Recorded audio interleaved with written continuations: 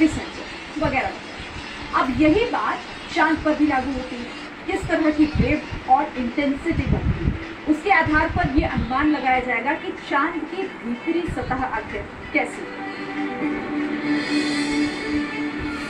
इसी तरह तीसरा पेलोड है चेस्ट, चंद्रयान थर्मोफिजिकल एक्सपेरिमेंट, मतलब चांद की सतह पर जो धूल है उसकी स्टडी करेगा। लेकिन क्यों करेगा, अब जरा आप ये भी समझिए। लेकिन दरअसल चांद की सतह पर उठ रहे धूल के ऊष्मीय गुण यानी थर्मल प्रॉपर्टीज क्या हो सकती है। अभी तक की रिसर्च से ये पता लगा है कि चंद्रमा की मिट्टी की थर्मल कंडक्टिविटी पृथ्वी के मुताबिक कम है। और अब जब यहाँ दिन से रात होती है तो सतह का तापमान घटने में कितना वक्त लगता है, इसके लिए 10 सेंटीमीटर गहराई में रॉड डाली जाए, यानी 4 इंच नीचे।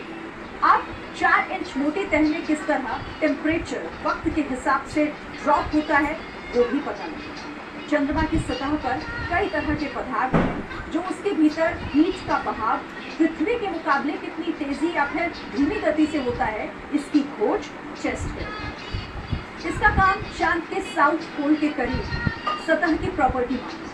चेस्ट पेलोड का मकसद लैंडिंग साइट पर 100 मिलीमीटर की गहराई तक थर्मल कंडक्टिविटी और चांद की सतह पर तापमान प्रोफाइल मानना। ये मोटर बेस्ड सेंसर को चांद की सतह में डालकर किया जाता है।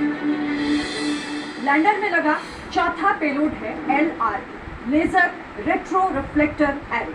नासा का दिया ये पेलोड हमें चांद और पृथ्वी के बीच दूरी की सटीक जानकारी देगा।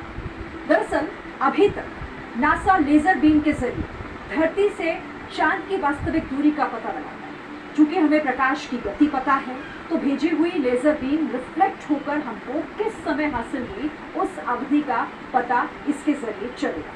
ये विधि इतनी सूक्ष्म है कि चंद्रमा की दूरी या उस स्थल की दूरी जहां LRA रखा गया है वहां की दूरी मिलीमीटर की शुद्धता तक प्राप्त की जा सकती है। इसी से पता लगा है कि चंद्रमा पर हर साल पृथ्वी से 3.8 सेंटीमीटर दूर होता जाता है। अब LRA इसकी और सटीक गणना हमें देगा। अब आते हैं रोवर प्रज्ञान पर। रोवर पर भी 2 पेलोड लगे हुए हैं। पहला है LIBS, laser induced breakdown spectroscope. चंद्रमा की सतह में मौजूद तत्वों का पता इससे लगेगा।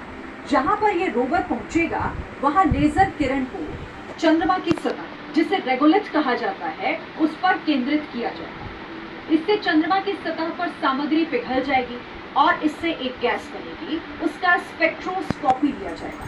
इससे पता चलेगा कि उस पदार्थ में किस तरह के तत्व मौजूद हैं। ये भी पता चलेगा कि पृथ्वी के मुकाबले इस मटेरियल की संरचना में कितना फर्क है और इन तत्वों में कोई दुर्लभ किस्म के तत्व शामिल हैं या नहीं। दूसरा पेलोड है अल्फा पार्टिकल एक्सरे स्पेक्ट्रोमीटर। चंद्रमा की मिट्टी की जांच करेगा। इसका भी काम लिप्स जैसा ही है। इसमें एक रेडियोधर्मी पदार्थ है क्यूरियम 244।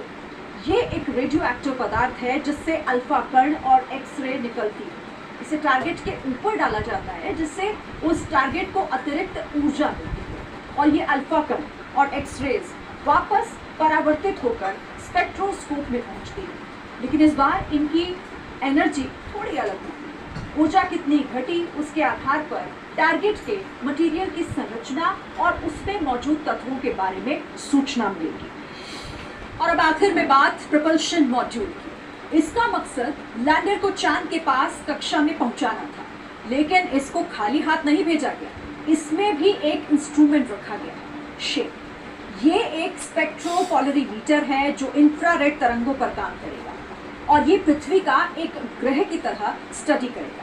पृथ्वी की पोलरीमीटर की स्टडी हमें सौर मंडल की बाकी मटेरियल के साथ कंपेयर करने के लिए एक आधार प्रदान करेगा।